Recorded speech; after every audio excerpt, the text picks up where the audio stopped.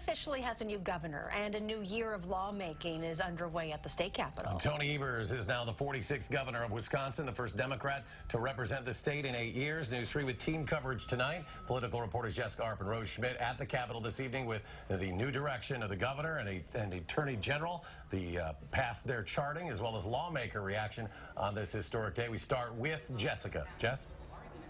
Well, yeah, we've learned in the last hour that Governor Evers has already begun signing some executive orders. The two that he signed today, one calling for state agencies to implement anti-discrimination policies and create standard terms for state contracts, the other calling to recognize and respect state employees. Those are two first steps in a year of work that the governor set the stage for today.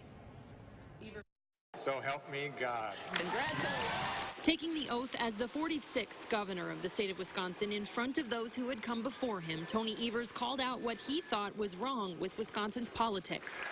We've become paralyzed by polarity, and we become content with division. We become indifferent to resentment and governing by retribution.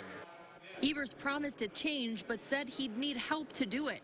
I took the oath today with the grace and humility of knowing that no single person can solve these problems alone.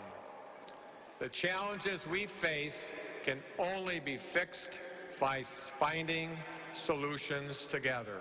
Also taking the oath with his family, Attorney General Josh Kaul began with a different tone.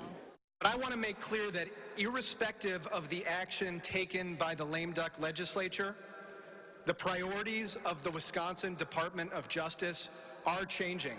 Kaul called for new legislation on school safety and guns. I am calling for a red flag law that will allow law enforcement or family members to go to a judge and ensure that somebody who is a threat to themselves or others is temporarily disarmed. I am calling for universal background checks for firearm purchases. Evers and Kaul will both need to work with Republicans to get those priorities and other ones they've promised, like education funding and coverage for pre-existing conditions passed. But for now, they'll celebrate a new era at the state capitol. So, folks, let's polka tonight and get to work tomorrow. Thank you, and on Wisconsin.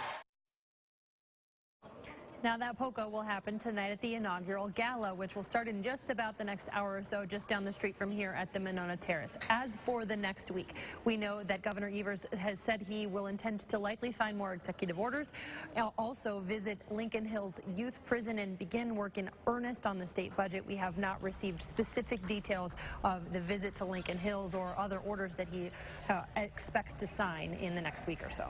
All right, Jessica Arp live at the Capitol tonight. Jess, thanks.